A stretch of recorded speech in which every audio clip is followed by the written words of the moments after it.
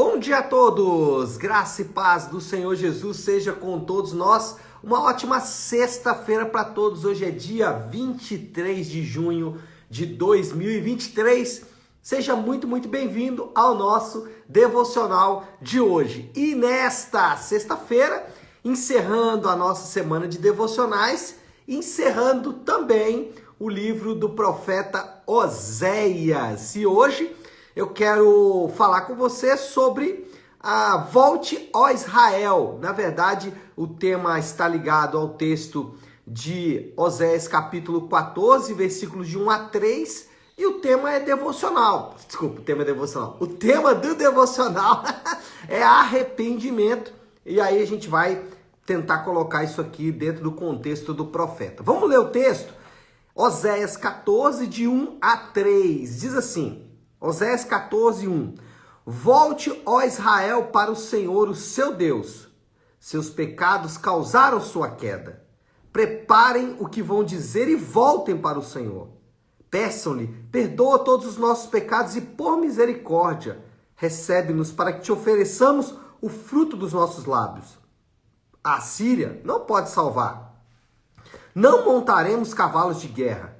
Nunca mais diremos, nossos deuses, aquilo que nossas próprias mãos fizeram, porque tu amas o órfão. Bom, o tema é arrependimento. O profeta finaliza a sua profecia com o costumeiro chamado ao arrependimento. Depois de entregar a sua palavra, depois de entregar a sua mensagem vindo da parte de Deus, ele agora faz o que é o padrão das Escrituras. Em todo o contexto das Escrituras, por toda a Bíblia, nós vamos sempre ter esse chamado de Deus ao arrependimento. E se o arrependimento ele está contido em toda a Escritura, desde Gênesis a Apocalipse, esse deve ser de fato um assunto importante. E esse é o assunto que a gente vai tratar então aqui nessa manhã. Primeira coisa que a gente tem que falar aqui é o seguinte: o que é arrependimento? É a pergunta importante, porque estabelecendo o que é, depois a gente pode discorrer em relação ao assunto. Bom, o arrependimento é reconhecimento, primeira coisa, e abandono de atos e atitudes de pecado. É o chamado a transformação. E o profeta, ele recorre a esse expediente comum nas Escrituras, que é o chamado ao arrependimento. E aí você pode ver o versículo de número 2, o profeta já falando isso: perdoa todos os nossos pecados e por misericórdia recebe-nos para que te ofereçamos o fruto dos nossos lábios. Então, o profeta já está lançando mão desse expediente. Que é arrependimento? Reconhecimento e abandono de atitudes e ações de pecado. Então, arrependimento é basicamente duas coisas. Primeiro, reconhecer que houve uma ofensa, não sei se a palavra melhor seria ofensa, mas que houve sim uma ofensa à lei moral de Deus, que a lei moral de Deus foi ferida, foi deixada para trás. Então, a primeira coisa é reconhecer. E após o reconhecimento, a segunda coisa a fazer é abandonar. Duas coisas que devem ser feitas. Agora, a segunda coisa que a gente deve fazer, uma vez que entendemos o que é arrependimento, e se arrependimento está contido em toda a Bíblia, deve ser importante, então entendemos que arrependimento é reconhecimento e abandono. Agora, nós temos que pensar aqui em alguns detalhes. Por exemplo, arrependimento não deve se concentrar em ações de pecado. Olha só, o que o profeta vai dizer é que a confiança deles estava equivocada. Olha o versículo 3 aí, olha o que fala: a Síria não pode salvar. Não montaremos cavalos de guerra. Nunca mais diremos nossos deuses aquilo que nossas próprias mãos fizeram. Então, havia três coisas aqui que eram ligadas não só a ações de pecado, mas a atitudes. Por exemplo, eles confiavam na Síria, um poder humano. Eles confiavam nos cavalos de guerra, um poder militar. E eles confiavam né, em deuses falsos, um poder sobrenatural, um poder espiritual. Então a questão ali não era apenas o que eles estavam fazendo, mas era as atitudes do coração.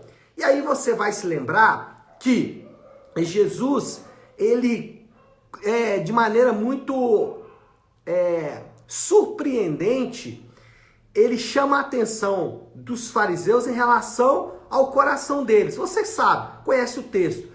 Não digo só que adultério, mas eu digo que aquele que olhar para a mulher com a intenção no coração. O que Jesus estava fazendo? Ele estava tirando o pecado apenas da ação e trazendo ele para os afetos do coração. E aí, nesse sentido, dificilmente alguém vai conseguir escapar do pecado. Porque você pode até parar de fazer ele exteriormente, mas o seu coração ainda está preso. O ponto é que as atitudes do coração são tão graves quanto as ações do corpo. Muitas vezes refreamos o corpo, mas não refreamos o coração.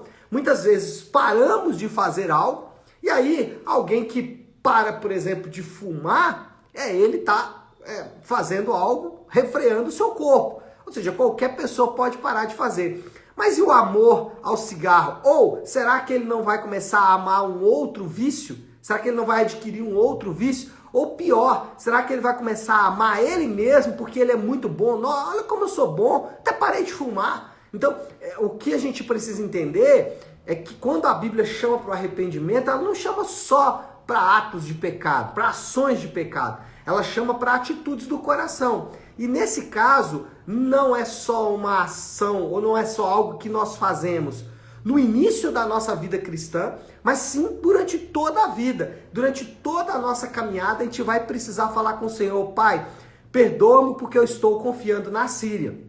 Perdoe porque eu estou confiando no poder humano. Perdoe-me porque eu estou confiando nos carros de guerra. Perdoe-me porque eu estou confiando no poder militar. Perdoe-me porque eu estou confiando nos deuses falsos. Estou confiando no dinheiro. Estou deixando a confiança no Senhor.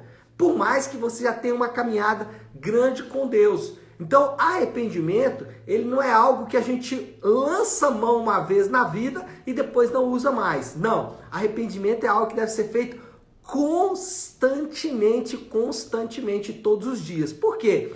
Porque arrependimento não envolve apenas ações de pecado. Confiança.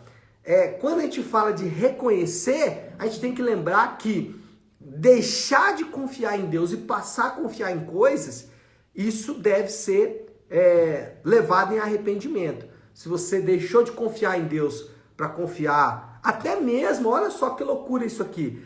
Às vezes você deixou de confiar em Deus para confiar no método que Deus ensina. Isso pode acontecer. Então, Deus ele fala, por exemplo, que se você honrar os seus pais, você vai ter longos dias na terra. E aí você começa a amar o método e não o Deus que deu o método. Outro exemplo aqui que eu me lembrei é da oração. Às vezes nós podemos amar mais a oração do que o Deus que está escutando orações.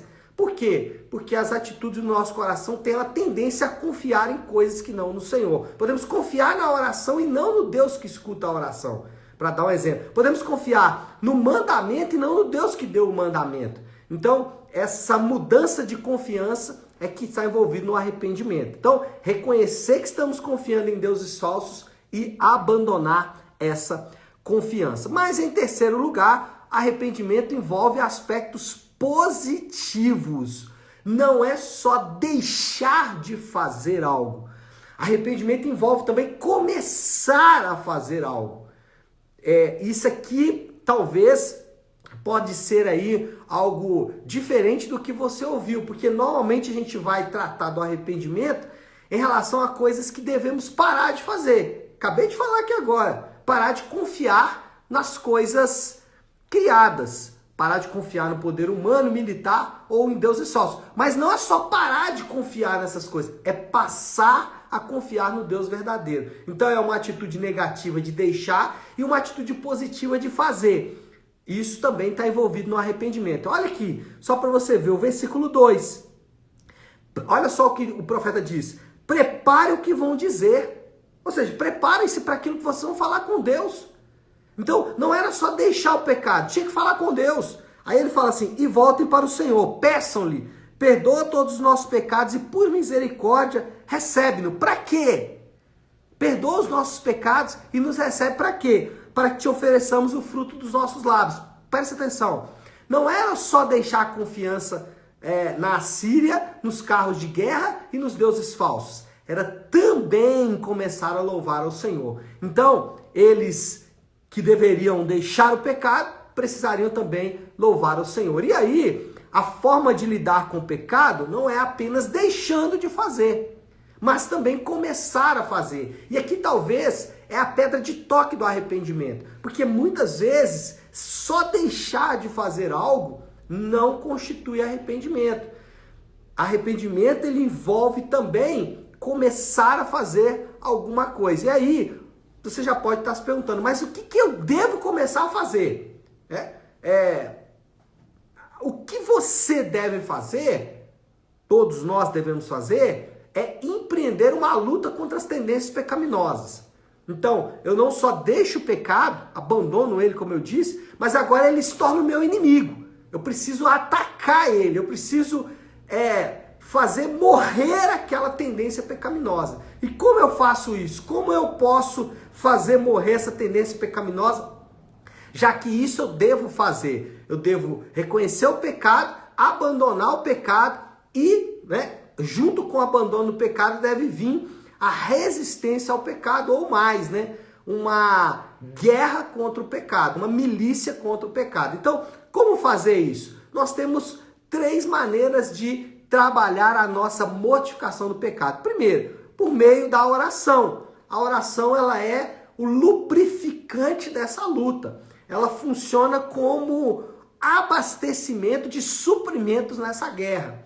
A guerra contra o pecado. Mas não só isso, por meio também da palavra. Assim eu lido com as tendências do pecado. Por quê? Porque na palavra é que eu vou reconhecer, ou seja, quando eu leio as escrituras e eu me identifico com os indivíduos e com as histórias e com os mandamentos que estão ali contidos, então quando eu me identifico com essas ordens, com essas histórias, então ao identificar com isso, eu também percebo que a minha vida tem as mesmas tendências pecaminosas daqueles indivíduos. Quem nunca confiou no poder humano? Quem nunca confiou no poder militar? Quem nunca confiou em deuses falsos? Todos nós. Então a história de Israel é a minha história, é a sua história. Então, como sabemos isso? Sabemos isso lendo esta palavra. Então eu luto contra as tendências do pecado por meio da oração, uma fonte de suprimento, por meio da palavra, direção, para que eu entenda a vontade de Deus, e por último, por meio da comunhão da igreja local. Ter comunhão com a igreja local é fundamental na sua luta contra o pecado. Por quê? Porque ao olharmos os nossos irmãos e vermos os testemunhos de vitórias e de derrotas deles, nós podemos aprender a como lidar também com as nossas tendências pecaminosas.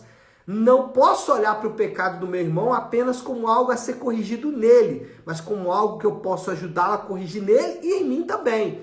Então, a igreja molda o nosso testemunho e molda a nossa ética, porque vamos ver ali como que os irmãos vão agir uns com os outros. Então, como lidamos com o pecado? Nós lidamos com o pecado por meio da oração, da palavra e da comunhão da igreja. E aí, Satanás, ele trabalha, talvez não para tirar você da oração, mas para tirar você da palavra e da comunhão. Você pode até estar forte, mas forte em quê? Você não tem parâmetros.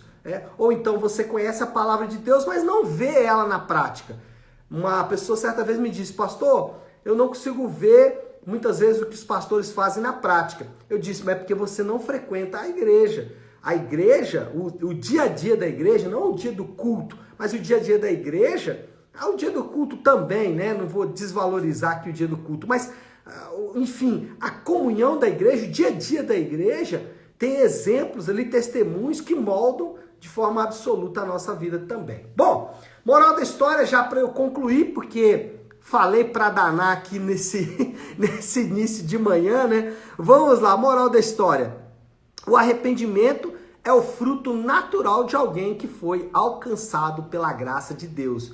Esse talvez seria até mais um ponto aqui, Eu incluí ele como moral da história, mas seria mais um ponto aqui, que arrependimento é algo que todo aquele que foi alcançado pela graça de Deus tem. Se você não tem arrependimento, se você não se arrepende dos seus pecados, talvez a questão seja um pouco mais grave e gravíssima. Bom, desafio do Léo aí para sexta-feira. Como podemos aplicar tudo isso? Arrependendo, né?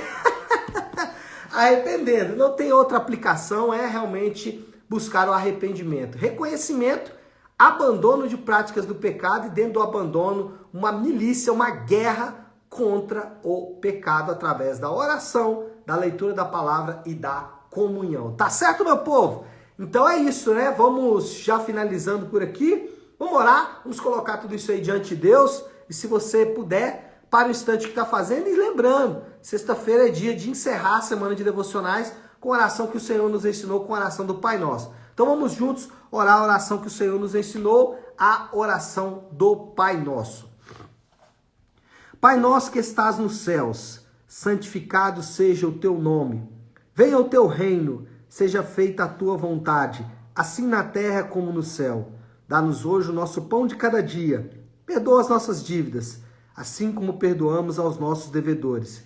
E não nos deixes cair em tentação, mas livra-nos do mal, porque teu é o reino, o poder e a glória para sempre. Amém, amém e amém. Amém, meu povo? Bom, então é isso. Nós vamos ficando por aqui. Que Deus te abençoe. Uma ótima, uma excelente sexta-feira para todos. Fiquem com Deus.